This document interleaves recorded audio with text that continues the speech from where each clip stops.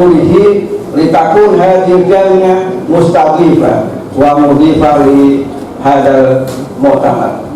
Wa tab'an la ansa an uqaddim syukri li jami'il bahithin al-asasiyin Fadilat Dr. Ismail Muhammad min hadhihi jami'ah wal Ustaz Dr. Abdurrahman Syekh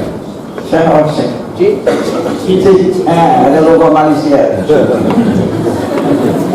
Takarrama bi hudur liqa'i al-bahs wa aidan Dr. Abdul Hasmi min Jami'ah Brunei wa al-akhir Dr. Muhammad Al-Fakkar, bahasa Indonesia Al-Fakkar, pakar Al-Bahis Al-Mutakhasis min Thailand.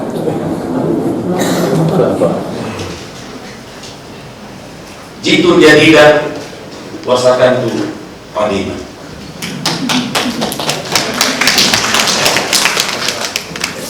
Wa akhiran urahibu fil jami'i wa aftatihu hadzal mu'tamar wa anwaru manhajul lughat al-arabiyyah fi janubi syarqi Asia min at-tanawwu' ila at-takamul raja'an al-isti'anah wa tawfiq min Allah subhanahu wa ta'ala.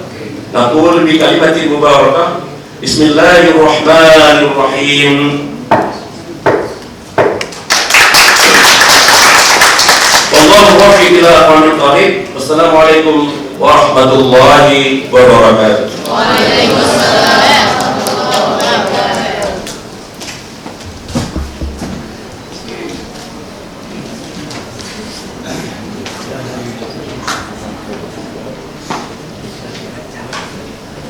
Jadi kita tahu persis, alhamdulillah bahasa Arab ini telah dijadikan bahasa internasional dan juga bahasa yang paling fasih di dunia sebenarnya, yang paling afsah dan yang paling mulia. Kenapa? Undila ila asyrafir rusul, diturunkan kepada rasul yang mulia. Kalau itu bahasa Arab adalah bahasa Al-Quran. Bahasa yang paling mulia di dunia adalah bahasa Arab.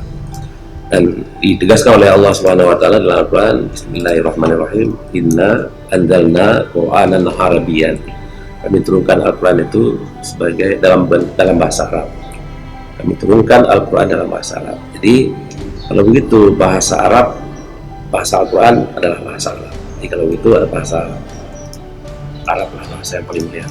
Nah, karena itu kita wajib mempelajarinya. Saya kira para pelajar, para mahasiswa perguruan tinggi yang mendalami ilmu-ilmu agama tanpa bahasa Arab sebagai alat utama bagi mereka, saya kira mereka tidak akan mampu mendalami ilmu-ilmu agama itu secara baik.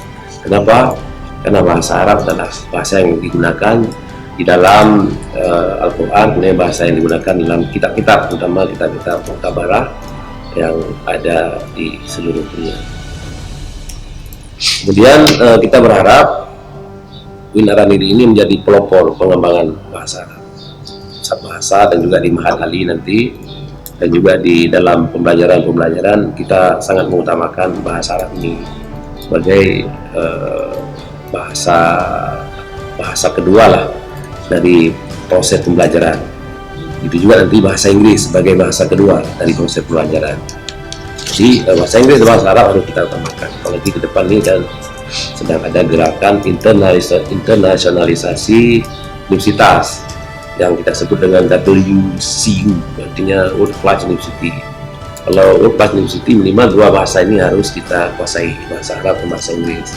Bagi Win-Aranidi bahasa Arab yang pertama, kemudian bahasa Inggris saya kira juga harus diposisikan pada posisi utama dalam hal ini. Kemudian kita juga memperdalam, mengasah, mengembangkan metodologi pembelajaran bahasa Arab baik di S1, di S2 dan juga di S3. Dan para dosen kita banyak sekali menulis tentang metodologi pembelajaran, tentang kurikulum bahasa Arab, tentang teknik evaluasi bahasa Arab, tentang alat peraga bahasa Arab dan lain sebagainya. Saya kira ini inovasi-inovasi yang harus kita kembangkan, terutama bagi para dosen dan juga para mahasiswa, agar pengajaran bahasa Arabnya semakin efektif. Dan juga kita mengirimkan para dosen kita untuk belajar bahasa Arab ke luar negeri dan juga kita datangkan para ahli bahasa Arab, para pakar bahasa Arab dari berbagai belahan dunia, yang terutama dari Timur Tengah, agar dapat mengajar di UIN Al-Nadiri ini dan dapat menjadikan lulusan UIN Al-Nadiri lah sebagian besar dari mereka adalah mutakallimin al-lughatnya, pembicara bahasa Arab yang fasih. Secara khusus ini harapan untuk kegiatan ini muktamar ini, Pak.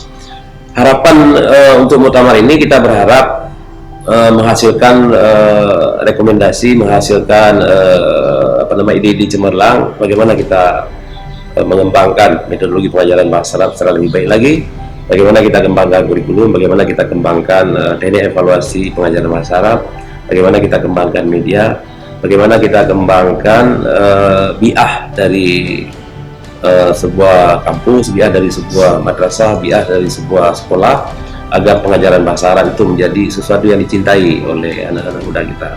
Selama ini barangkali anak-anak muda kita tidak begitu senang berbicara bahasa Arab, tidak banyak melatih bahasa Arab baik di kampus maupun di luar kampus, dan bahkan ada orang yang mungkin ngomong bahasa Arab di luar kampus itu kelihatan kurang tertarik, agak enggan. Saya kira ini ke depan tidak boleh lagi. Kenapa Aceh yang dideklarasikan secara Islam secara kafah, bahasa Arab harus menjadi bahasa keseharian kita di samping bahasa Indonesia dan juga mungkin bahasa Inggris dan bahasa lainnya.